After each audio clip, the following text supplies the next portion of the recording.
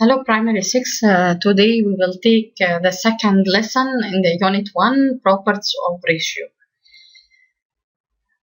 We have three properties of ratio. The first two the properties of ratio. The first property, the ratio has the same properties of the fractions as the reduction, simplifying, and conversions. يعني ايه لو everyone remember how we can reductions and simplifying the fraction each term. If we multiply any term with number, should be multiply another term with number, divide each term with number, should be divide another term to this numbers. The property is the simplest form. The two terms of the ratio should be two whole numbers. لازم يكونوا whole number. يعني ينفع decimal? No, of course no. Fraction? Of course no. Okay. Property 3. After comparing two quantities of the same type to form the ratio between them, they must have the same unit. What is the meaning of this property? يعني if we compare between kilogram by gram, no, that's wrong. Should be equivalent unit. If we compare between meter and centimeter, no, that's wrong. Should be equivalent unit. طب how can equivalent unit? Change change the greatest unit to smallest unit, أو change the smallest unit to greatest unit according to your questions. But should be equivalent unit before start answer and before simplifying the fractions. Let's go to show them to look at some example, but before try answer this example, should be no very important notes for this lesson. The ratio between the side lengths of the equilateral triangle and its perimeter equal 1/3. What is the meaning of this notes يعني? طيب, everyone know what is the meaning of equilateral triangle. In equilateral triangle, each side are equal in length. Then, if we consider it, each side equal 1 centimeter. Okay, 1 centimeter. يعني لو we have triangle, equilateral triangle, كل side فيه 1 centimeter. Now, the ratio between what? This is very important for write the ratio between what and what? Between the side lengths of the equilateral triangle and its perimeter. يعني stop and end we write two dotted اللي هم ratios, meaning ratio. يبقى between side lengths اللي هو we considered 1 and يعني 2 perimeter اللي هو 3. Okay. The second important notes, the same the last questions اللي هو ratio between side lengths of the square or rhombus. يعني لأن احنا everyone know in square and rhombus all sides are equal in length. If we consider each side equal 1 centimeter, and its perimeter equal what? 1 plus 1 plus 1 plus 1 equal 4. طب, read as a ratio between what يا primary 6? This is very important to find the answer of ratio. Ratio دي between what? Between side lengths of a square and the stop and the end we write to point اللي هي ratio. يبقى side lengths اللي هي 1 and we write two dotted. Its perimeter اللي هي 1 plus 1 plus 1 equal 4. Plus 1 plus 1 plus 1 plus 1 equal 4. Okay. Number 3, the ratio between two sides of a square or rhombus. يعني ايه two side? يعني side to side. يعني 1 to 1. We consider it in the side length 1. Number 4 and 5, this is the circumference of circle. Everyone remember what is the meaning of circumference of circle. Okay. طب هي ايه rule circumference of circle if we use radius or diameter? With knowing the diameter تبقى pi d. With knowing the radius 2 pi r. طيب, هنا the ratio is between the diameter length of a circle. Diameter هو 2r. Okay? And its circumference. If you don't remember this notes or this rule, you can look at the last video يعني أو record تاني أو هنشوف تاني last video we write this is notes اللي هي we revise together with the rule of circumference of circle. Okay. Now 2r to 2 pi r هي ايه A to R دي هي diameter to 2 pi r. Okay. Divide by 2r equal 1 to pi. طيب ممكن حد تاني يقول لي we can write it d to by d. Yes, that's right. And divisible by d. Yes, that's right. يبقى 1 to pi. The same answer. طيب number 5, the ratio between the radius length of a circle and its circumference. طيب here radius r اللي هي we consider the radius هنا 1 and the diameter 1. Okay. Now لو كان الراديوس r طب في this case ان لما بيكون الراديوس r بيبقى circumference a 2 pi r. If the radius r يبقى circumference 2 pi r. Then r to 2 pi r by divisible by r اللي هو اساسا احنا we consider ال r دي 1 يعني 1 to 2 pi. طيب يا ميس I can't understand this the last two notes يعني اللي هم 4 and 5. Okay. لو هو ask you the ratio between the diameter of circle, length of circle and its circumference, you can write 1 to pi without these steps. طيب if I ask you the ratios between the radius length of circle and its circumference, you can write 1 to 2 pi. Okay. يعني على طول automatic. The ratio between diameter length of circle and its circumference, you can write 1 to pi. Yes, that's right. Without steps. طب يا ميس you can write a ratio between the radius of a circle and its circumference 1 to 2 pi. Yes, that's right. Okay. بس it's very important look at the questions. يعني احنا لازم نشوف هو ratio between مين الأول مين الفيرست بارت في الريشيو الديامتر ولا السيركمفرنس. لا يبقى الديامتر الأول يبقى 1 to pi. طب لو كانت السيركمفرنس to diameter تبقى ايه تبقى pi to 1. هي دي it's very important notes for ايه for questions of ratio.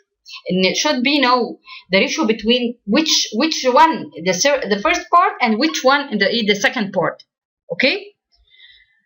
Now example we have example the first example Omar saved 32 pounds and Khalid saved 48 pounds. The ratio between what the first term Omar saved يبقى عمر الأول 2 stop عند 2 we write to dotted and what Khalid saved. Okay, اللي هي 48. Then يبقى which is the first one عمر to مين to خالد. طيب solution what عمر saved to what Khalid saved 32 to 48. That we divided each of the two terms of the ratio by 4 and then by 4 to simplification the ratio يعني 32 over 48 divisible by 4 each term هتبقى 8 over 12 divisible by 4 2 over 3 or 2 to 3. We can write the ratio fraction or this by its this form the same. Find the ratio between two fractions. How we can write the ratio between two fractions? Everyone know or remember how we can divide the fractions from the last year. We studied in the last year 3 over 4 to 5 over 6 the same يعني 3 over 4 divide 5 over 6. في dividing fraction كنا بنعمل steps كده we said let me change me exchange me. Let me 3 over 4 change me time exchange me 6 over 5 equal 9 over 10 or 9 to 10 ده الريدكشن بتاعها. Simplifying ratio. To be compared, all quantities need to be in the same units. Simplifying 500 gram to 6 kilogram. طيب هنا دي equal unit ولا different unit؟ دي different unit which is the greatest unit هي الكيلوغرام.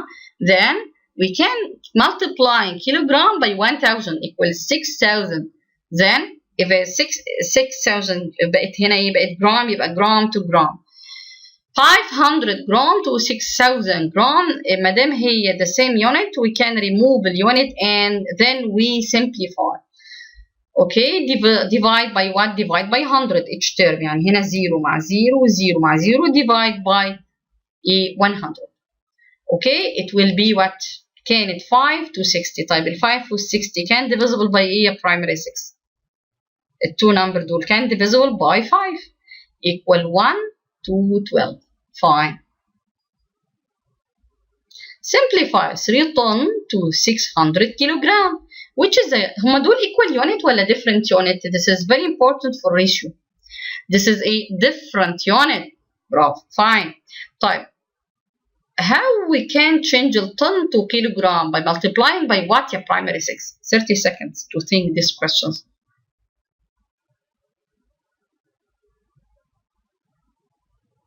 fine الطن equal 1000 and 3000 kilogram to 600 kilogram اهي ما دام kilogram to kilogram we can remove the unit and now we can start simplify the ratio تبقى equal divide هتبقى equal 3000 to 600 طب divide each term هنا by ايه by 100 equal what 30 to 6 طيب ال two number دول كان divisible by ايه by 6 equal 5 to 1 thank you example we can apply similar principle when dealing with the ratios involving for example calculate the ratio in a whole number form طيب هي اولا the same unit okay fine طب ازاي نخلي التو نمبر دول a whole number we say before in the property 3 should be write the ratio at a form اللي هي whole number يعني should be changed from decimal to whole from fraction to whole number هي كده fraction يبقى should be changed into whole number how we can write this ratio in a whole number form by multiplying both parts by 3 fine طيب you use a simplification methods wherever possible to reduce the ratio to its simplest form طيب اهي 2 over 3 times 3 equal 2 4 times 3 equal 12 ما دام 2 to 12 then we can simplify اهي but divide by 2 equal 1 divide by 2 equal 6 this is the final answer simplifying ratio containing decimals اهي for example simplify the ratio 0.8 cm to 2 cm okay fine هما the same the same unit fine دي أهم حاجة the first step إن لو كانوا هما different unit should be changed into equal unit لكن now this is a decimal numbers should be changed into whole number how by multiplying by 10 in a both number everyone know in the property of fraction and ratio the same if we multiply the number with a part should be multiply the same number with the next part خلاص في الريشيو طيب if we divide the number في any parts or the first part should be divide the same number with the second part okay طيب بس احنا we make this steps for if the same unit take care your primary 6 if two number the same unit هو قال لي سنتيمتر وسنتيمتر fine now we can use the property of ratio طيب now 8 and 20 can simplify yes can simplify by what by divide by 4 divide by 4 equal 2 divide by 5 by 4 equal 5 طب في someone maybe can answers by divisible by 2 برضو صح بس يعني complete your answer يعني لازم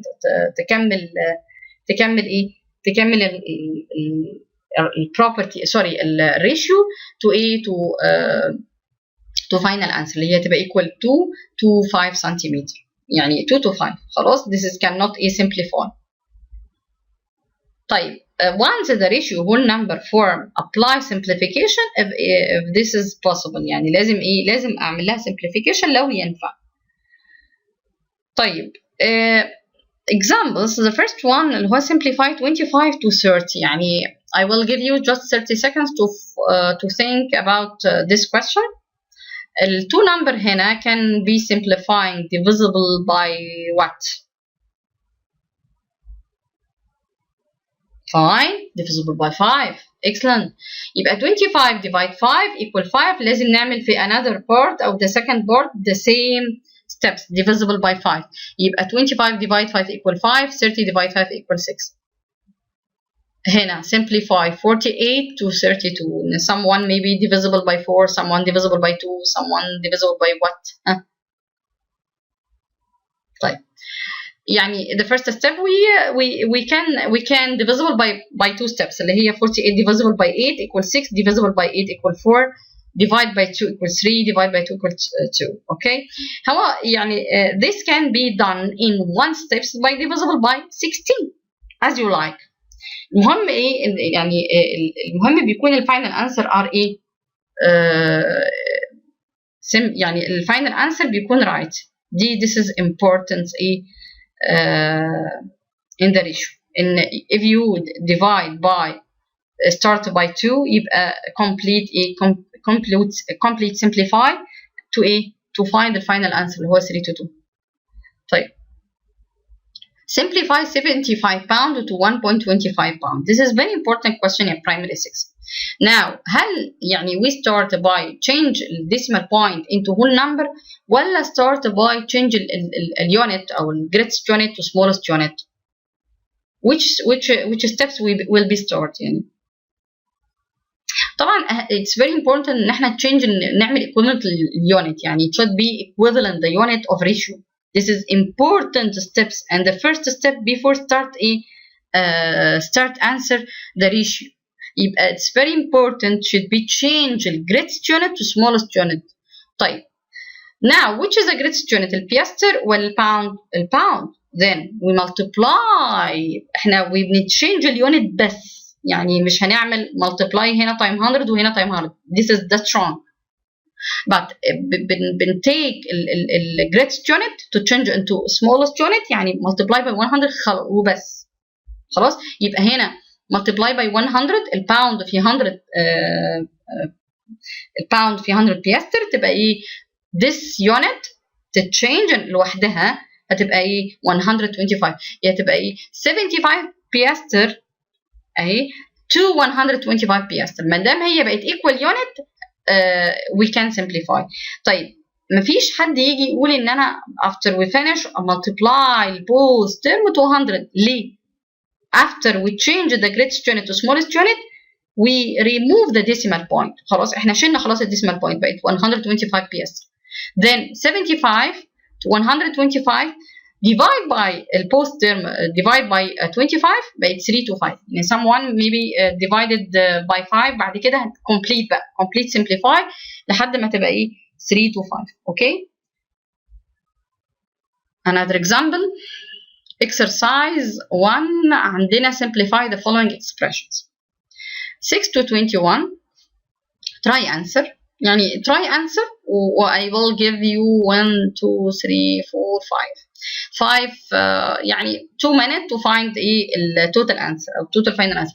لكن take care for these questions and these questions we will repeat it explain this question for the next lessons اللي هو how we can simplify ratio between 3 numbers.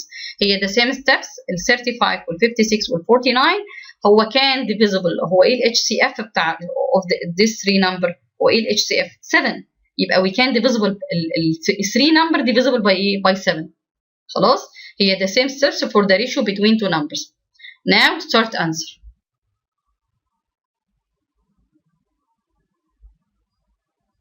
the first one it's very easy divisible by what 2 number هنا divisible by what هي هتطلع 2 to 7 هنا كان divisible by 3. now this number 2 to 3 اللي حلها 2 to 3 thank you very good. هنا divisible by what 1 to 4 هنا الفاينل answer 3 to 4 الفاينل answer هنا after divisible by 7 5 to 8 to 7 fine. اللي كان answer thank you very good. now simplify the following expression by converting the unit. هنا converting unit هي ال first step يبقى should be start with a converting unit. خلاص هنا I will help you for the converting unit but should be try yourself for answer for these questions. okay now centimeter to millimeter should be multiplied by what multiply by 10 وهنا الترم ده بس لان هو ده اللي انا converted اليونت ما نعملش هنا تايم 10 وهنا تايم 10. نو. هي الجريتست يونت تو سمولست يونت ملتبلاي باي 10 وخلاص، نستارت بقى سمبليفاي. هنا السنتيمتر وهنا المتر، يبقى فين الجريتست يونت؟ المتر. يبقى المتر ملتبلاي باي وات تو تشينج انتو سنتيمتر؟ ملتبلاي باي 100. ما هو المتر فيه 100 سنتيمتر، يبقى هعمل دي تايم 100. خلاص. just I help you for converting unit. خلاص. but help yourself to find the ratios and simplify the ratio. now هنا كيلوجرام وهنا جرام. فين الكيلو؟ فين الجريتست يونت؟ الكيلوجرام. then multiply الكيلوجرام times 1000. then 3000 to 1200 gram. 2 hours to 80 minutes which is the greatest unit الhour. طيب يبقى should be multiplied 2 times ايه؟ times 60. يبقى هنا هنconvert السنتيمتر multiply by 10 تبقى 40 to 10. هنا multiply المتر يبقى times 100 تبقى 60 to ايه؟ 105. هنا دي هتبقى 3000 to 1200. دي هتبقى times 60 هتبقى 120 to 80. Now start answer a primary 6. I'll give you 2 minutes to find this ratios.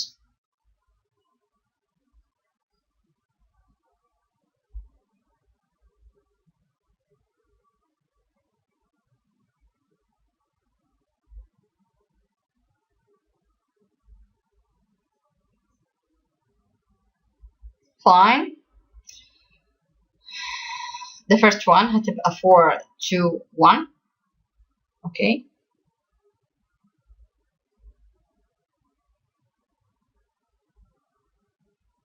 هنا هتبقى 4 to 7.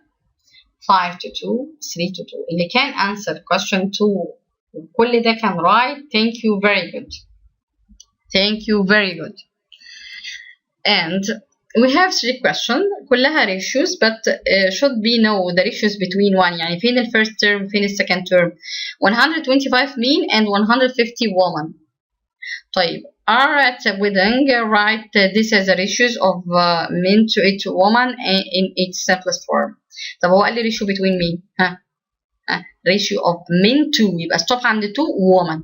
طب فين المن؟ تبقى 125 to الwoman 150. يبقى الأول هنحط 125 to 150 and simplify. أنا هسيب لكم simplify. A painter mixes 65 liter of red and 15 liter of blue paint to get purple. Write this as a ratio of red to blue. يبقى نحط الأول red to blue. This is very important بقى. دي أهم حاجة في الريشيو. Where is the first term and where is the second term? Red to blue. 15 to 65. خلاص. In the simplest form. Divisible by what? طب هنا a model of a plan is a 30 centimeter. The real plan is 60 meter. Write this as a ratio of a model to real life in the simplest form. يبقى فين هو a real plan؟ هو قال ايه؟ the ratio of a model of real life in its. What is write this as a ratio of model to real. فين الموديل؟ model of plan 30 to real ايه؟ to real plan 60. يبقى 30 to 60. Then simplify. 30 centimeter to 60 meter. Take care. Now where is هما the same unit ولا different unit؟ لا the same unit ولا different unit؟ the same unit of course no but this is a different unit. Should be changed from meter to centimeter by multiply by what? 100. Then it will be 60. تبقى 60 times 100 تبقى equal what? 6000. طب هو الريشيو between what and what؟ between ratio of model to real. يبقى الموديل الأول 30 سنتيمتر to الريل اللي هي 6000. Final answer 3 to 2 the first one, 13 to 3 وبعدين هتبقى 1 to 200. Then thank you for good listening. Primary 6. I hope everyone can understand this lesson. Okay.